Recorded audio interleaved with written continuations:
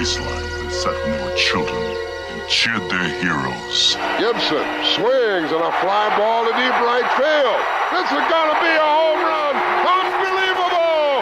A three-run home run for Bucky Dent. The Yankees now lead by a score of 3-2. Ladies and gentlemen, Mazeroski has hit a 1-0 pitch over the left field fence at Forbes Field to win the 1960 World Series. They'll arrive at your door as innocent as children, longing for the past. The Pope arrived at Yankee Stadium.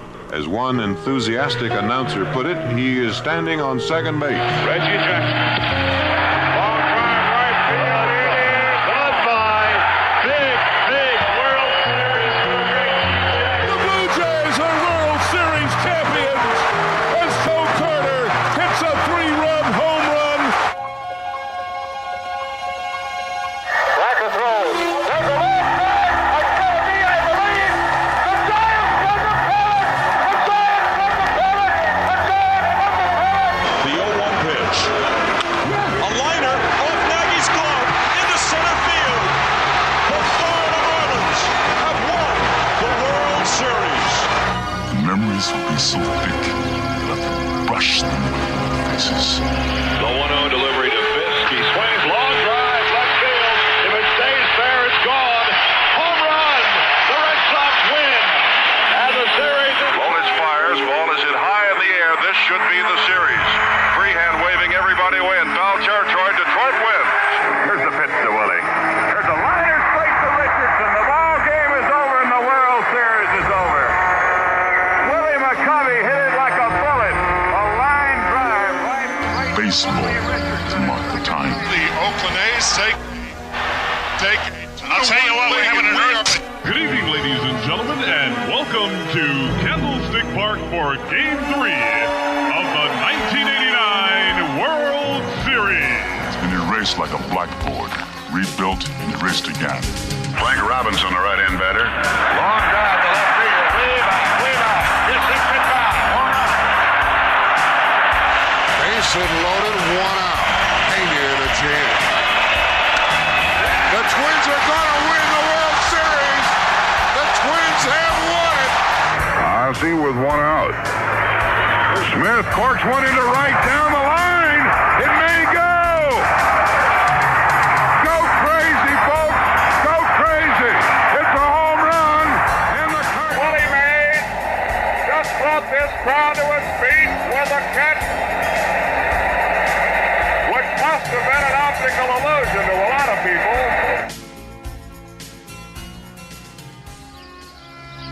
This field, this game, is a part of our past, Ray.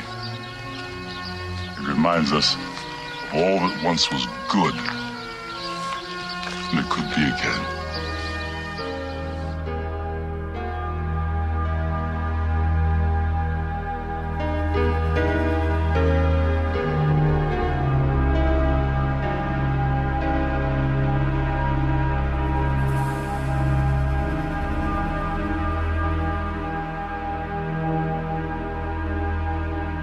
Broadcasted live.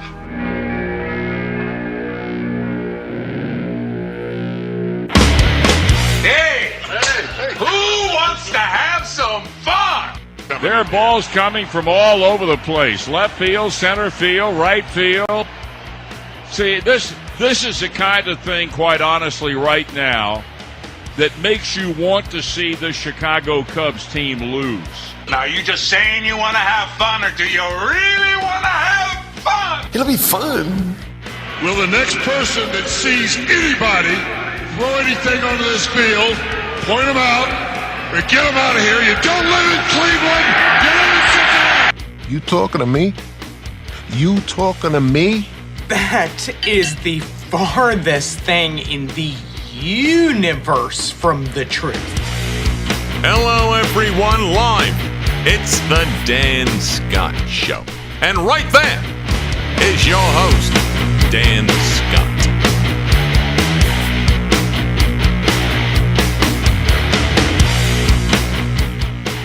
All right, good morning, everybody, and welcome to the Monday edition of the program. I am your host, Dan Scott.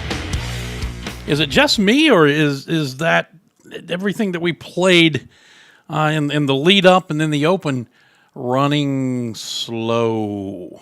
I guess kind of like everybody else around here. It is a beautiful day as far as sunshine and blue skies over Paladin Stadium here. Not so much as far as the mood surrounding the football team after a crushing defeat in the first round of the FCS playoffs this past weekend at Austin Peay, 42-6. Furman went down. You want to talk about long Saturdays. We got up at the hotel at 6 o'clock Eastern time. I always frame things in reference to staying on Furman time, broadcast time, because if I try to go, even if I'm in a different time zone, if I try to go off of broadcast time, I get confused. It is what it is. But so we got up at 6 o'clock Eastern, got ready, went down, had breakfast, on the road to the stadium at 7, got to the stadium a little bit after 8 a.m. It's raining the entire time. We're going on the air at 11:30. So my mode of operation for football, because it's a more involved setup, we don't have an engineer for our broadcast crew. I am the engineer, for better or worse. So I have to set everything up, test it, make sure it works. So I get there by rule 2.5, 3 hours before airtime. And then there's 90 minutes prior to kickoff once we go on the air. So we're there very, very early. But in case something goes wrong, we've got time to try and get it fixed ahead of airtime. So we get there about 2.5 hours before airtime. And then, as you know, if you were paying attention, we get into the broadcast.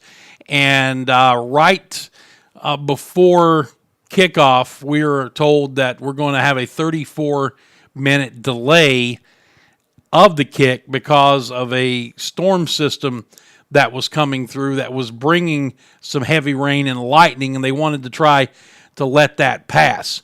So we go into a delay. We get the game kicked off 34 minutes late. We get early into the second quarter. We go into another weather delay, as you know. And that one was more than 90 minutes. We come back. We finish out the football game. The Paladins get beat 42-6. Wrap up the post game. Get on the road. And I want to tell you, it absolutely poured the rain from Clarksville, Tennessee to Greenville, South Carolina, with almost no break. It was incredible how hard and consistently hard it rained over what should have been about a 6-hour drive. It took us quite a bit longer than that because of the traffic conditions. There were wrecks all over the place. I think by the time that I dropped Marcus and Tom back off here at campus and got home and got in bed, it was about 3:30 a.m. on Sunday morning. So it was about a 21.5-hour day. And I tell you that for two reasons. It was a long day for everybody. And of course, it would have been a lot more bearable had Furman been on the other side of that 42-6 score. It wasn't in the cards. Austin Peay just played a fantastic football game start to finish. But I also tell you that kind of tongue-in-cheek for those of you who think that, the broadcasting life is glamorous. Well, it might be for the Jim Nances and Bob Costases of the world. At this level, it is work, and you have 21.5-hour days. And you know what, though? I wouldn't trade it. I wouldn't trade it at all. I love the job. As frustrating as days like that are, they make for good stories afterwards. And I've talked about this before. Tom and I have threatened to collaborate on a book about life on the road for a small market broadcaster. And the working title is I Spent a Month in Statesboro one weekend. And then the subtitle is I Bet Bob Costas never had to do that, because Tom would always say that when we were having to string some kind of phone line somewhere or do something to emergency-wise fix something went wrong to try to get us on the air or spend 21.5 hours on the road. Tom would say, I bet Bob Costas never had to do this. So that's kind of the subtitle of the book that we've threatened to write. I try to inject a little bit of humor into it because it was a tough way to end the season. And for the seniors on this team, their final game is obviously going to be one that is going to stick with them for a long time and not for the right reasons. But I think the bigger picture here is that they are a group, the last group that was not recruited by Clay Hendricks, but stayed here for 3 seasons and helped lay the foundation that has turned this football program's fortunes around. Despite the way the season ended, and despite some of the issues that plagued this program in the second half of the season, I think if you step back, get out of the vacuum for a moment and look at the big picture of this program and recall that in my 9 years here, the previous 6 seasons, there were a grand total of 2 winning years. Clay Hendricks has had winning seasons all 3 years he's been here. He's been to the playoffs 2 out of the 3 years and should have gone in the middle year. I think we all can agree on that. And despite the fact that this season did not end the way that we wanted it to end, when you step back and look at the overall health of this football program, things are good. Things are headed in the right direction. And they're good not only because of the coaching staff, they're good not only because of recruiting, which obviously has taken a tremendous upward turn since Clay and his staff got here and took over, but in other areas as well. When you take a look at what's been done behind the scenes, former AD Mike Buddy getting the $1 million gifts that he got here. They've developed a championship fund, which has provided opportunities to do things. And look, it provided, from what we're told, it provided a great opportunity to bid to host a first-round game. But if the story that we were told, and I don't want to repeat it because I'm not sure that this is true, but if the story that we were told was true about what Austin Peay did to guarantee that it got a first-round game, there ain't nobody in the country who was going to match that bid. And if it's true, they also lost their shirt as far as the financial aspect of the game. They got them a home game. They won. They're headed to Sacramento this weekend. More power to them. And, why not, I guess, if you're into the playoffs for the first time ever and you want to make a big splash. But if what we're told is true, there's nobody in the country who put a bid in, and that includes somebody like North Dakota State, who didn't have to put a bid in because they've got home field advantage. But my point is, nobody would have matched their bid. Nobody would have come even close to it if what we were told is true. But anyway, back to Furman. The health of this football program is so much better than it was 3 years ago. Now, there are obviously things that still have to be addressed, areas of concern, and what a good coaching staff will do is what this staff will do. They'll diagnose, they'll tweak, they'll fix, and come out with those adjustments. They'll work on them in the spring and be ready to roll next fall. We all saw what happened to the passing game in the second part of the season. That's got to be fixed. That whatever that loss of confidence or whatever the case is for Darren Granger has to be addressed, has to be fixed in some way. Same thing for Hamp Sisson. Whoever ends up winning that quarterback battle is going to have to be able to make throws because this offense is predicated on being able to run the football and then hit big plays off the running game with the play-action pass. They will address it. They'll get it done. And every coach, every football program finds itself facing moments like these at some point during that coach's tenure. And again, you look at it from a glass half full standpoint, they're addressing these things coming off of what's now an 8-5 season, a third straight winning season. How long has it been since Furman's had 3 straight winning years and another playoff appearance? It'd be one thing if you were addressing these issues coming off of a 3-9 year and you hadn't made the playoffs and it was the same old thing over and over again. But instead, it's a program that still has a good bit of positive momentum. Now, it was not a good look for the conference. I get that. It was not a good look for the conference that both teams went in, who went into the playoffs, lost in the first round. But ultimately, this isn't about the Southern Conference. This is about Furman football. And I have faith that this coaching staff is going to get things fixed and get things turned around. It's going to take a lot of work, obviously, but I know this staff. I'm in the building. I see them go about their business on a daily basis. They won't be outworked. They won't be outworked by anybody. I can promise you that. We have on the show today our usual Monday analysis. We'll get one more visit with Don Clardy, the former Paladin. He's coming up here in just a moment to get his thoughts on the season and wrapping up a year, wrapping up a career as he did, to talk about these seniors a little bit. Scott Keeler will join us to get his thoughts on it, plus some high school football stuff as well. And then Jordan Caskey is in Tampa as Furman basketball gets set to take on South Florida coming up tonight at 7 o'clock. And he'll visit with us to help set the stage for Bob Ritchie's team as they try for their 8th win of the season against just one loss. So we've got a lot to get to on the show today, and we'll do it when we come back. This is the Dan Scott Show. It is the Monday edition of the program, and we'll return to the program right after this. Don't go away.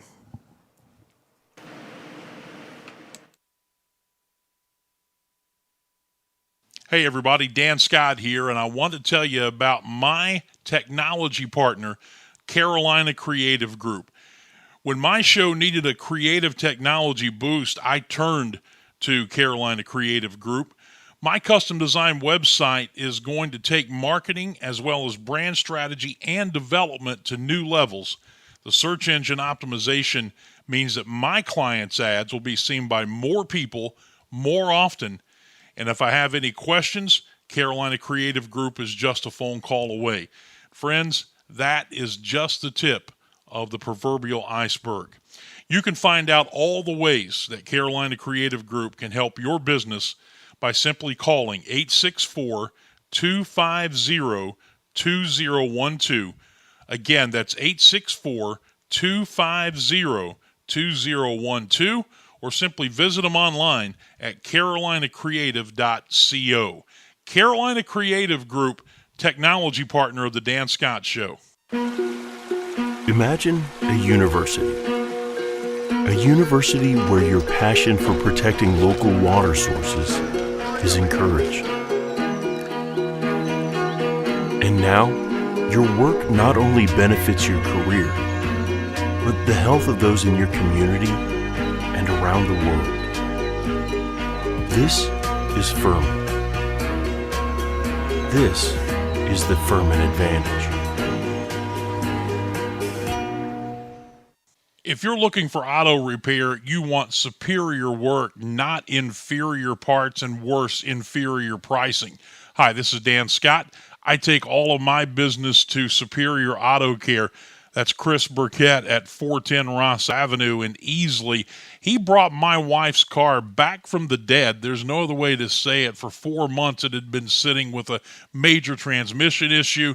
Chris was able to diagnose it along with some other problems and get it back and running again. Mrs. Scott is happy, and guys, you know how it is. Happy wife, happy life, right? Well, he can do it all for you, from the simple things like oil changes, brake service, air conditioning service, tires, to major engine and transmission work, even electrical work. Works on domestic cars as well as foreign cars. Again, they're located at 410 Ross Avenue. That's Superior Auto Care. Give them a call today at 864-306-1988. Superior Auto Care in Easley. Let me tell you something, Cowboy. This rookie can really bring the heat. He's smoky and spicy with a Chipotle style all his own. It's a new Montgomery Inn Chipotle barbecue sauce. Make it a part of your home team. Available now at your neighborhood grocer or online at CincyFavorites.com.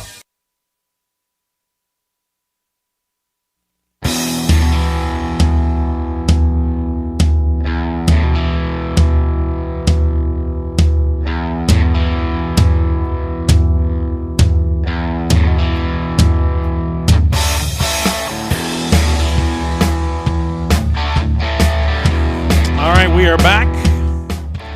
Good to have you with us on this edition of the Dan Scott Show. Monday, it's always a tough show when you have to have a post-season wrap-up when that season has ended prematurely as far as we are concerned around here anyway, but that's where we are today. The Paladins football team, their season done at 8-5 after a 42-6 loss in the first round of the playoffs at Austin Peay. Joining us to talk about it, as he has faithfully throughout the course of this football season, is our friend Don Clardy, the former Paladin member of the 88 Champs. Don, how you doing?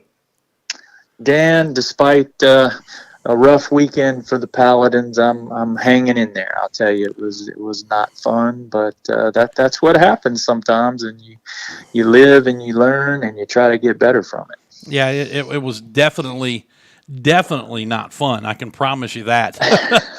But such is life, and you, as you say, you live and learn and look on and try to step back like I did during the previous segment, looking at the big picture and remembering that the overall health of this program is in good shape. It's just hard to see sometimes when you're in the midst of the storm that you find yourself in after a loss like this. Yeah, no doubt about it. And I do have to tell you a little story. I did get a chuckle because I was, as we talked about last week, that's where I was born. That's where both my parents were raised, in Clarksville. That's where my dad went to college. But we were back and forth texting about the game, and he was not happy about it. He's obviously a diehard Furman fan. I said, well, got to say congratulations to your alma mater for their first playoff victory ever. And he came back with a text, I wish Furman would have kicked their blank. And I said, texted him back, Dad, you don't ever have to worry about me, worrying about where your loyalties lie. We know where your heart is, man. So. Oh, that's good. That's good, and I'm sure that a lot of people felt that way too during the course of the game.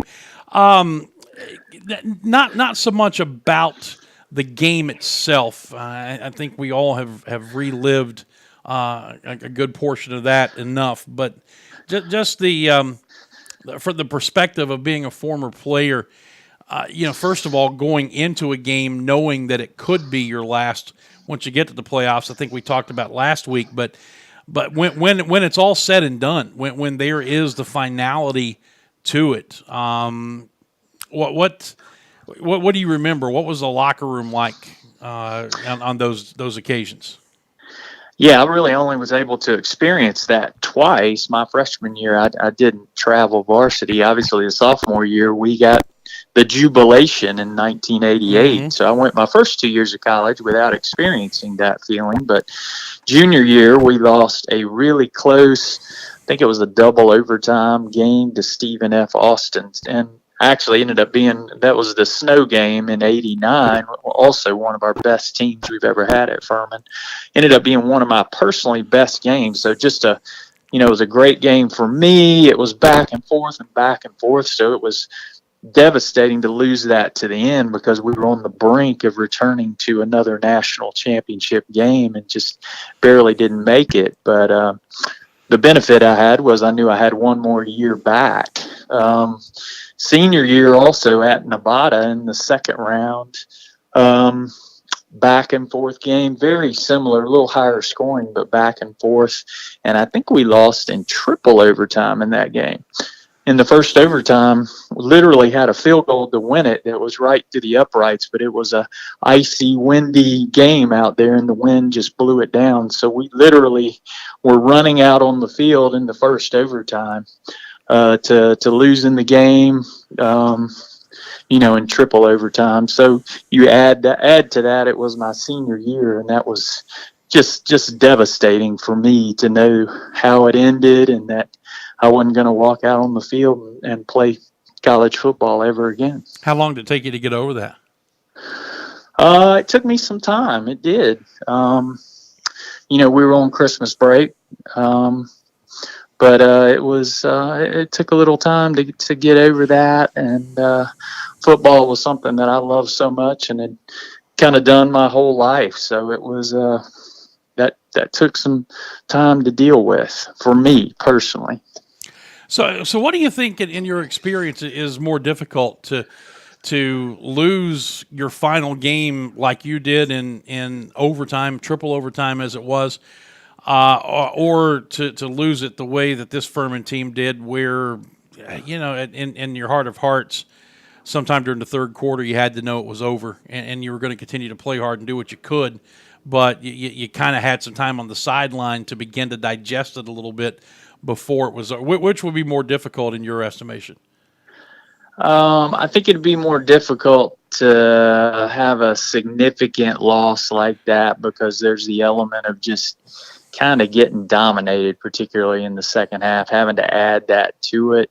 Had a teammate text me when he saw the score, and he was wondering, he didn't see the game either, but he was wondering if there had been any kind of quitting going on or anything like that. And I don't imagine that there was, but when you just get kind of overwhelmed like that, for me, I think it would be maybe in the moment. It's more emotional when you lose such a close game. I think it's just probably takes a bit of your confidence away when you lose that game in such a decisive manner. So definitely a different feeling, maybe not as emotionally draining at the time, but overall I will take that close fight till the end game any day over just getting beat by 30 points plus in a playoff game like that. Visiting with Don Clardy as we have throughout the course of football season, get his thoughts and analysis on the 2019 Furman football program. Let's take the tact of first of all the players who are coming back, and you obviously went through this part of it. The ones who will be next year, the ones who are stepping up and will have to step up into leadership roles now that this senior class has gone. They'll have team meetings. The seniors will participate in those, and then their careers are done. And the next time the group gathers in the weight room, the next time they step on the field for spring practice, it's going to be a different looking team. What do you recall about that and the process of transitioning into a leadership role from, say, a junior to a senior? Yeah, I think one thing, hope springs eternal, right? They've had a nice run overall the past 3 years, 2 playoff runs, tied for a couple of conference championships, I think. So, good things have happened over the tenure of certainly the guys who are going to step up and be seniors next year. I think they need to quickly establish who those leaders who will ultimately be the captains and the course of the team. A lot of it is decided based on your player leadership. Coaches can only do so much, so that'll be a huge thing, and they probably have already established who those guys will be. But that will be a big part of it, and it's a new team, so you can't spend a lot of time looking at what happened the prior year. You got to set your goals for the next year. You got to go through your process. People have to step up and fill the void where people are graduating. So I don't know. It's just kind of, it turns over from season to season like that, and how well you handle that transition sets you up for possibly a good or a not so good season.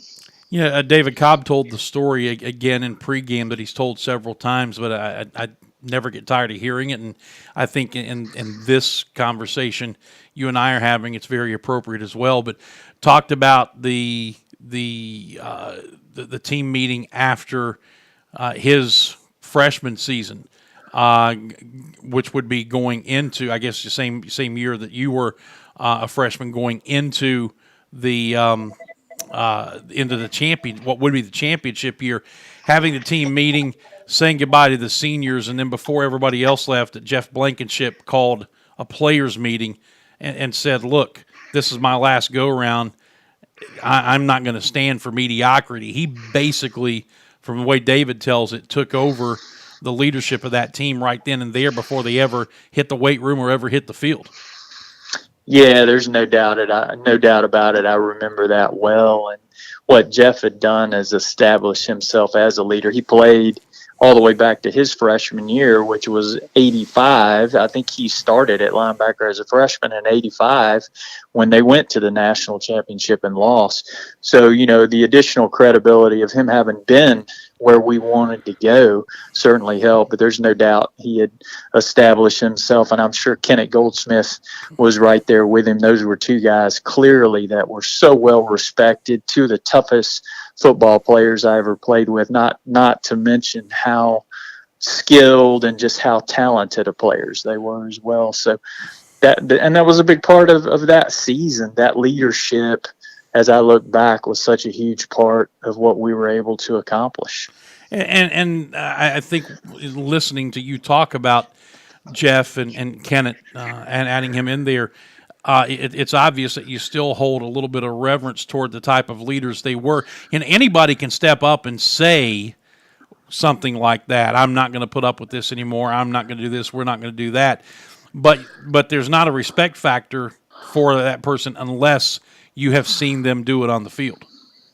Yeah, and both of those guys just happen to be two of the toughest, meanest football players. Not mean necessarily as just mean human beings, but they may not have been your best friend, but you just respected those guys because they were such hard-nosed, tough, smart football players that it was easy to follow those guys that year.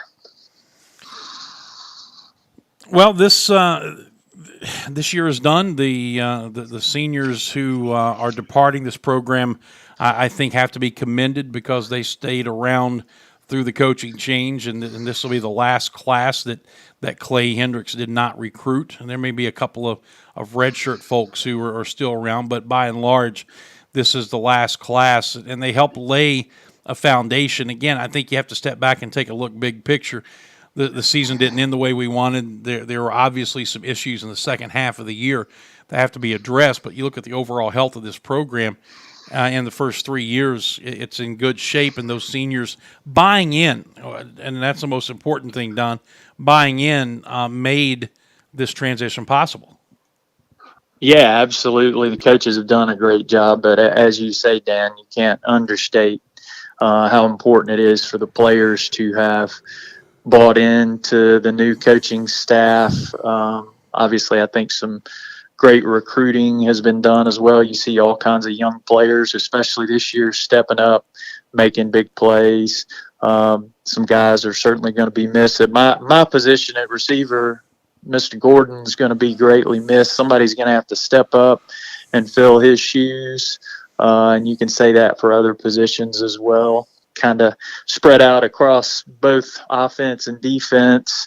At every position, there's probably one or two seniors mixed in that are going to be missed. A lot of youth, but people are going to have to step up. And I really think, hopefully, through another off season of competition, they can get the quarterback situation figured out. We kind of ended the year with not the best situation and some confidence issues and all of that. Hopefully another good off season, a lot of experience for both of those guys. It's great to have a team with two talented quarterbacks, but I do think you need an established leader typically in that position to do what you need to do when it comes playoff time.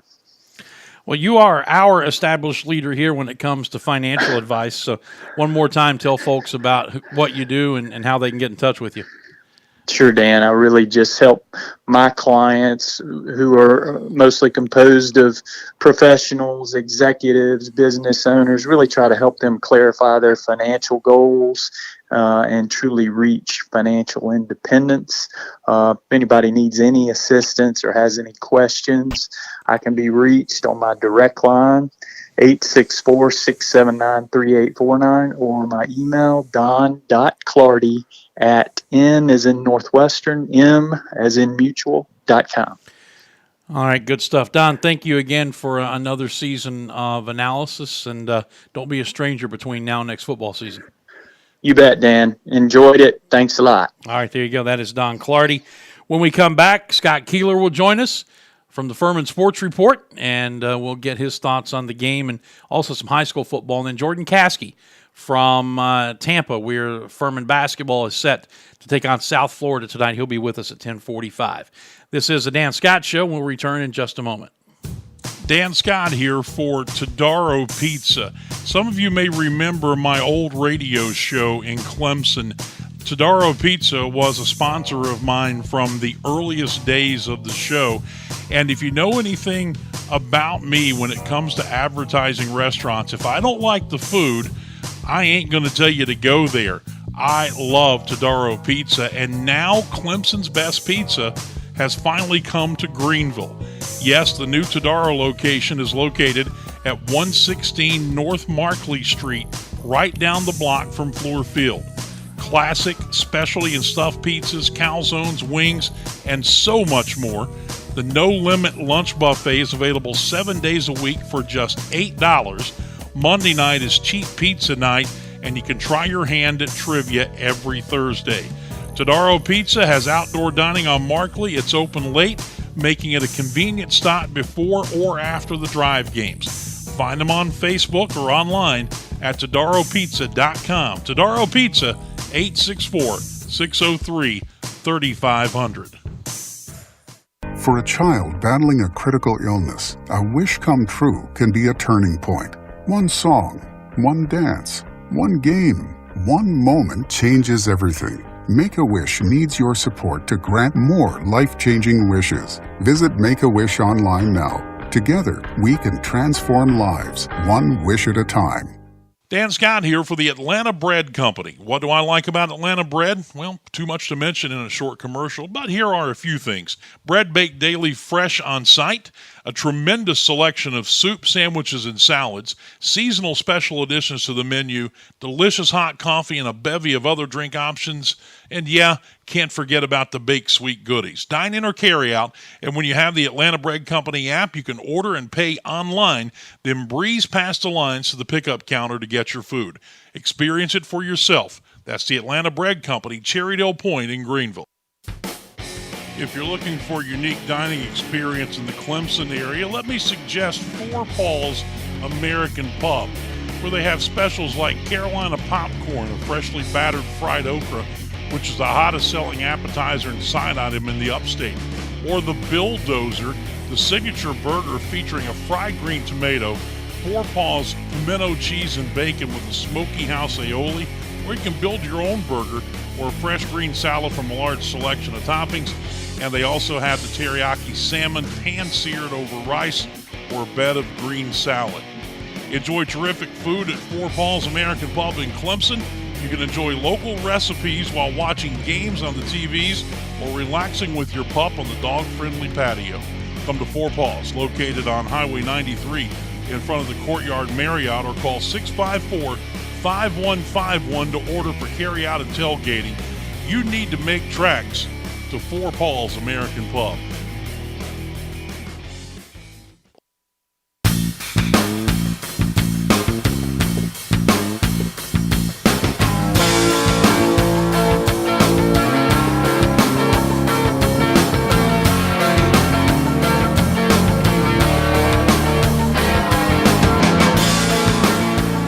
All right, welcome back to the show as we continue here on this Monday. You know, it's not just me. Whatever is going on with my iPad, the entire program is running slow. It kind of mirrors me, I guess, moving on this Monday. But here we are. Our thanks again to Don Clardy for joining us. Going to head back to the celebrity guest line now and welcome in Scott Keeler of the Furman Sports Report for a quick check-in and get his thoughts on what we saw over the weekend and where this Paladin football program goes from here. Scott, welcome back. How are you? Hey, good. How are you? I'm doing good. What was your takeaway after everything was said and done? Well, it just, obviously it's disappointing. And it seemed like everything that could go wrong went wrong there in the third quarter. I mean, you had a pretty putrid first quarter. You come back in the second quarter, and you're actually even at the half yardage wise, but you blew a couple of chances to score. And boy, you just missed that 59-yard field goal. But, based on the third quarter, I don't guess it would have mattered. But who knows? It might have been a different story if you were up 10-7 at the half or something like that. But just kind of a strange, especially the way this team has played defense in the second half for the most part this year. But, it's a frustrating end, but you got to remember what shape this program was in when Clay Hendricks got here, and to have 3 winning seasons in his first 3 years, pretty nice accomplishment. And you still have a young team, and you got some questions to answer, maybe more questions now than you did maybe week 5. But, it's kind of got to answer those questions and move on. Yeah, at the beginning of the show, I tried to step back and take a big picture look at things here, and in the big picture, this program is significantly more healthy than it was when Clay and his staff got here. I don't think there's any question about that, but that doesn't mean that there aren't questions to be answered as well. And the offense, obviously, in the second half of the season had its issues largely in the passing game, and that's something that I would imagine will be right at the top of the list in the offseason that'll have to be addressed. Yeah, I mean, you got to remember they played a little bit last year, but it's just 2 freshman quarterbacks and I know people will point out a freshman quarterback somewhere, in the FBS is playing lights out, but it's a little bit different situation in this division. But you gotta kind of figure it out. Maybe who's going to be the quarterback going into next season, and I don't know, but.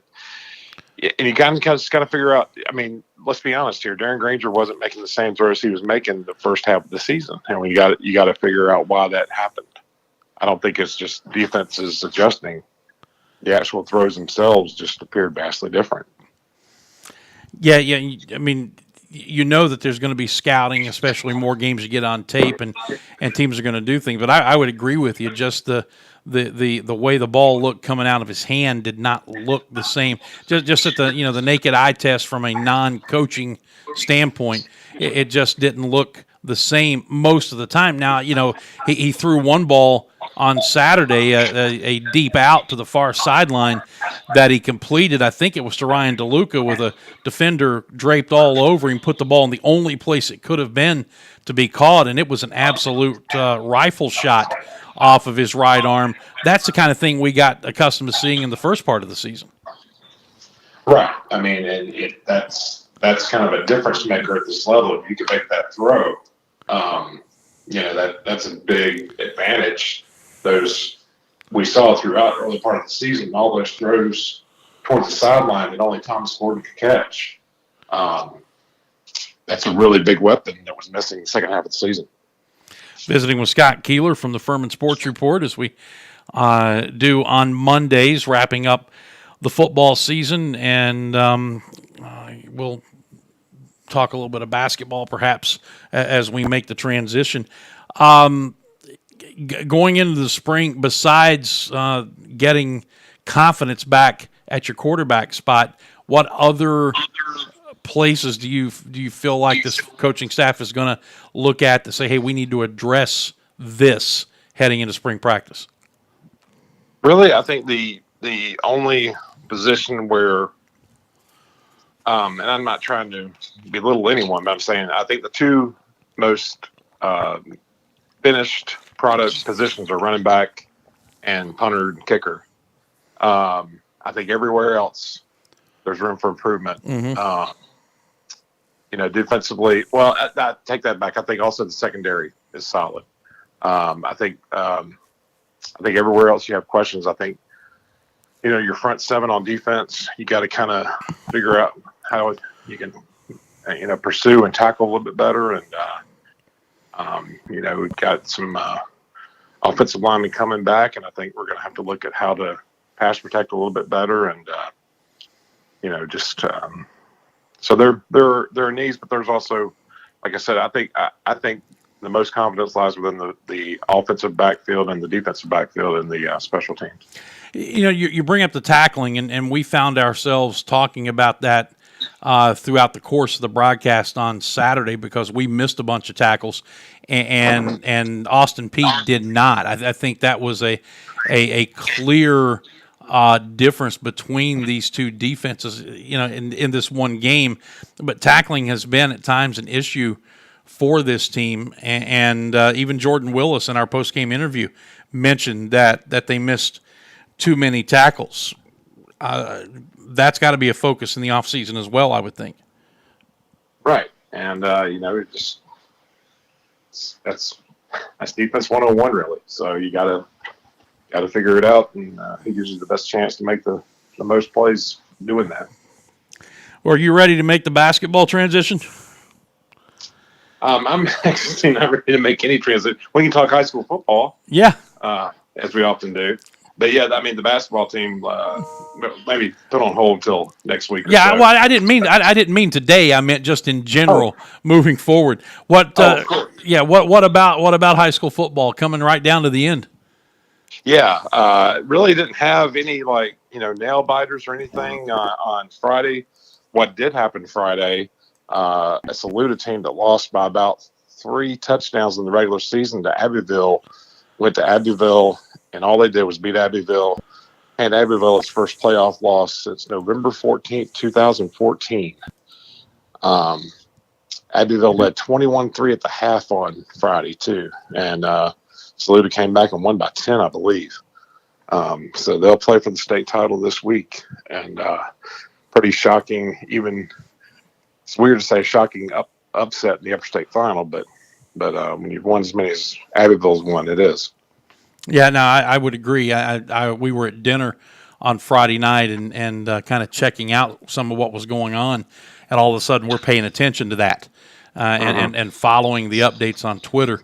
It was a shocking loss for the Panthers. Heck of a run, 4 straight state titles and an upset loss in the upper state finals. I'm sure they'll be back next year without any question.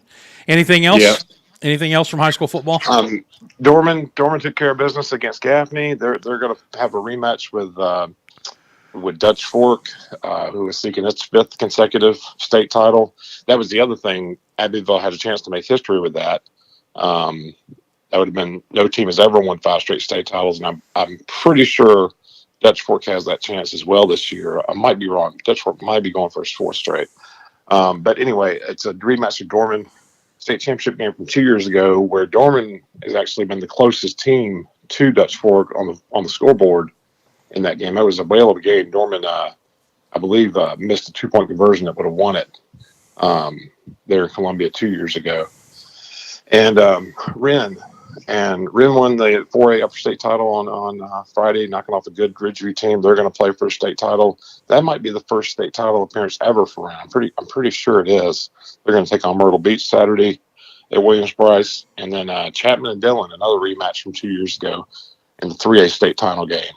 That'll be at 3 p.m. on Saturday at Williams-Brice.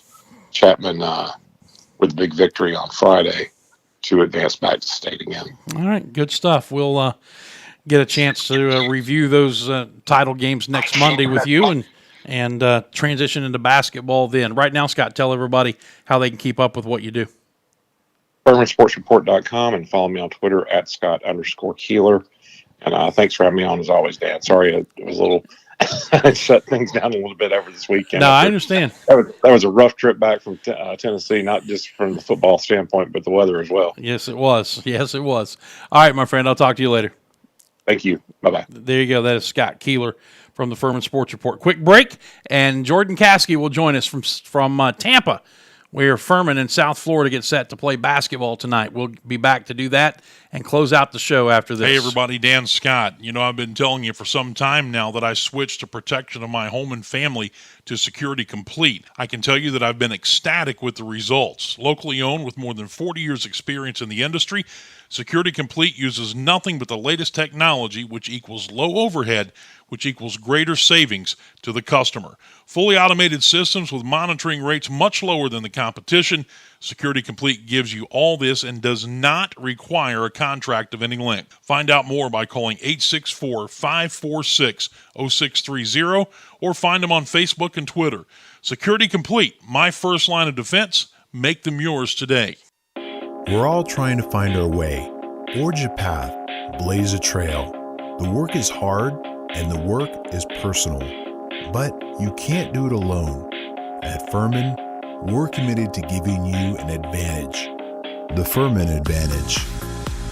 We know that graduates who are emotionally supported and who have deep learning experiences in college are 3 times as likely to be engaged at work and thriving in life. At Furman, all students are guaranteed 4 years of rigorous classroom education integrated with high-impact research, internships, study away, and a community of support every step of the way. This is the Furman Advantage.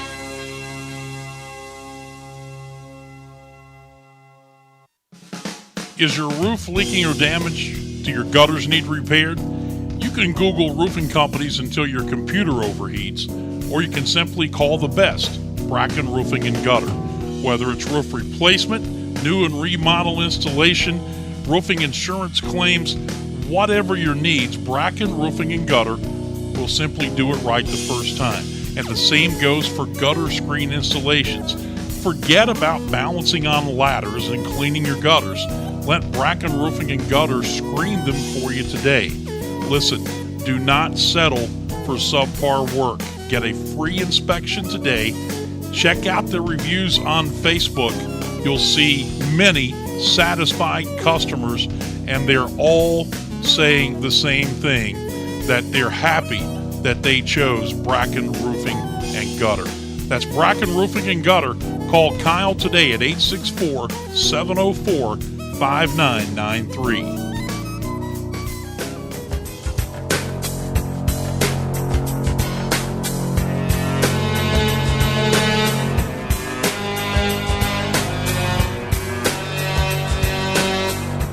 All right, 10:48, and we're back. Final segment of the show. Our thanks to Scott Keeler and Don Clardy for joining us in the 2 previous segments. We continue the interview train a-rolling. So we head down to Tampa, where tonight Jordan Caskey will join Bryant Lambert on the call of Furman in South Florida. And that game is a 7 o'clock tip. You'll hear it on the Furman Van Wagner Sports Network coming up at 6:30 with the pregame show tonight. Jordan, how you doing? I'm doing great. How about you, Dan? Good. I don't want to hear any or see any news releases coming out later that you have abandoned Furman and been named the new football coach at South Florida, replacing Charlie Strong. That's what we're down here for, to find out what's going on with that search. Interviewing for the position as we speak. Hey, it was a profitable trip to Elon for a pair of games in the Battle for Atlantis Landlubber edition of that tournament. And a nice little test in that finale against UT Arlington. Was it UT Arlington that they played? Correct. Yeah, we knew that would be one of the biggest tests of the year so far for this team.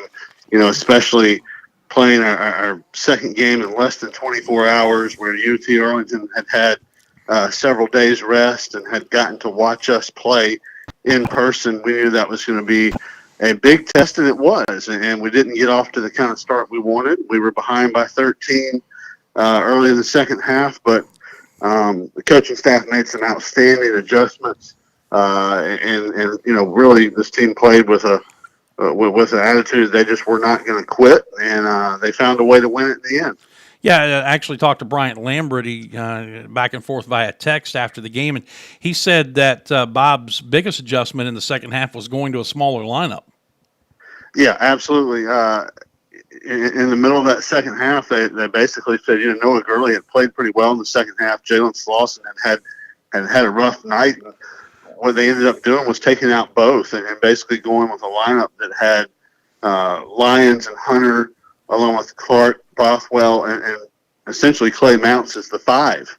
And it just, from that point on, Furman dominated the basketball game, and it worked exceptionally well against UTA, and they weren't prepared for that.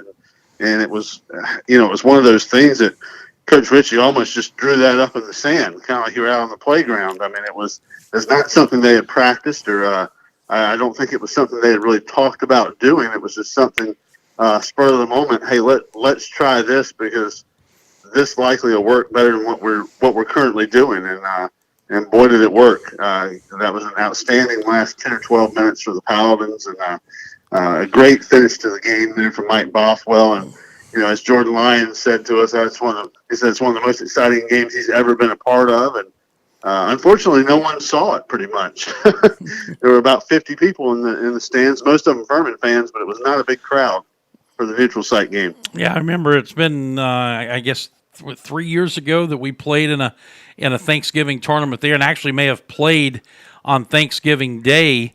And I was there doing the broadcast, and found out very early on there might have been 15, 20 people in the stands, and found out early on in that broadcast that everybody in the gym, including players, coaches, and referees, could hear every word I was saying. That's how empty the place was. So if you had 50 there, you had a considerably larger crowd than we had that day. Yeah, the game that you and I did was a much smaller crowd, and I tell you what, it makes you uncomfortable to call free throws in those situations. You feel like you could distract a foul shooter, and that kind of situation, and maybe you ought to be kind of quiet. Yeah, go into tennis mode or golf Right. mode, golf clap.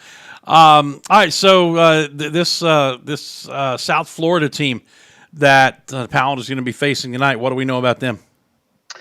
They were a team that was picked 5th in the American Athletic Conference, and they were a trendy pick to make a run at the top 25 this year, but they had some injury issues early on.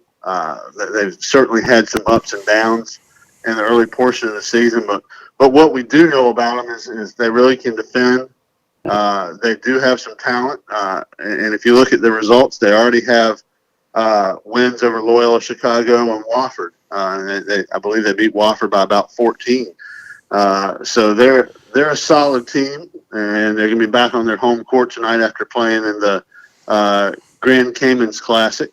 So they'll be anxious to be back home, and this is going to be a tough game for the Paladins, but it's certainly a winnable one. And this is the first game of what is going to be an extended trip involving 2 games. The second game against Auburn, but just for our fans, lay out what the travel schedule is going to be like for this team. Yeah, well, we left yesterday morning from Greenville, bussed up to Charlotte, flew out of Charlotte direct to Tampa, got in here late yesterday afternoon, and we'll be staying here tonight after the ball game. Tomorrow we'll head up to Gainesville, Florida. We'll practice at the University of Florida tomorrow, and then I believe again on Wednesday morning before driving up to Auburn, and we'll play the nationally ranked Auburn Tigers on Thursday night. That'll be a 9:00 tip on the SEC network, and then after that we have decided to stay the night in Auburn. We learned from our trip to Tuscaloosa a few weeks ago that driving through the night and getting home at 5 or 5:30 in the morning was not ideal. So we're going to stay the night on Thursday in Auburn and come back to campus on Friday, and then begin to prepare for a 3 home games in a week starting Sunday with USC Upstate. Yeah, so it's going to be good to get the Paladins back home, but after this stretch of games away from Paladin State or from Timmons Arena, and I can tell you we feel your pain on that travel part of it coming back from Clarksville on Saturday through all the rain and everything that happened there. It was a long trip as well. At least you guys could have slept on the bus. Yeah, I was feeling for you guys, and I had actually considered going on that trip, and it ended up just too much travel in a 2-week period. But You wouldn't sympathize too much with me if you saw our view from our hotel right now. We're we're living well right now here in Tampa. We've got nice weather. No, I believe it. I believe it 100%. Jordan, thank you for your time. I know you're busy, and go enjoy the shoot around and get a win tonight.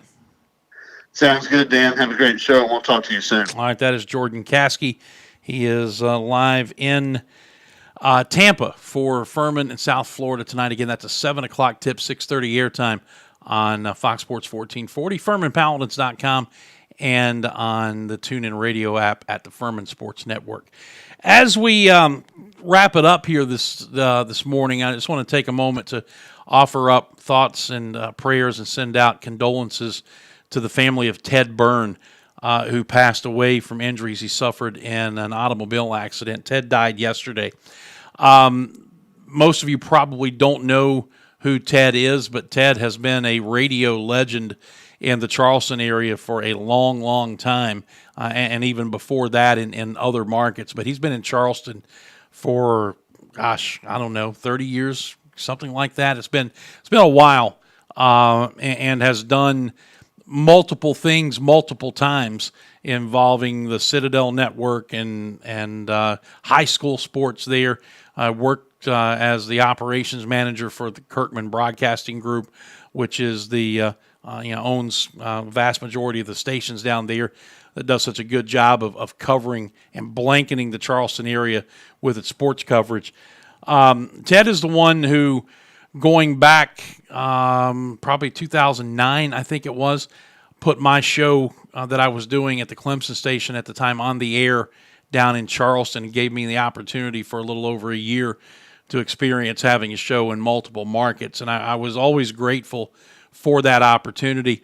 Last time I saw Ted was right here at Paladin Stadium when the Citadel came up to play in October. And I always go down to the visiting radio booth to check in with the opposing broadcasters, make sure they know where everything is and that everything is running right. And Ted and I sat and we had a nice conversation about 10 minutes long, and I was asking about his health because he had beaten a very highly aggressive form of cancer and had been clean for about 6 years, and in fact told me that if I remember correctly, that the last checkup when he was clean from the cancer, it was basically meant that it wasn't going to come back, and so he was healthy and he was looking forward to just continuing doing what he loved, which was radio. And it just goes to show you that we never know. We absolutely never know when our time is going to come. Ted will be missed. To his family and his friends, our sincerest condolences, and we have been and will be continuing to pray for Ted's family. That is going to do it for us. We'll be back with you on Wednesday. We'll talk a little post Furman basketball matchup with South Florida, talk about that one, and look ahead to the Auburn game, as well as our regular chat with Dave Glenn. All of that coming up on the Wednesday edition of the program. Listen, go out, make a positive difference in somebody else's life, and we will see you on Wednesday morning. Until then, I'm Dan Scott saying God bless you, and so long, everybody.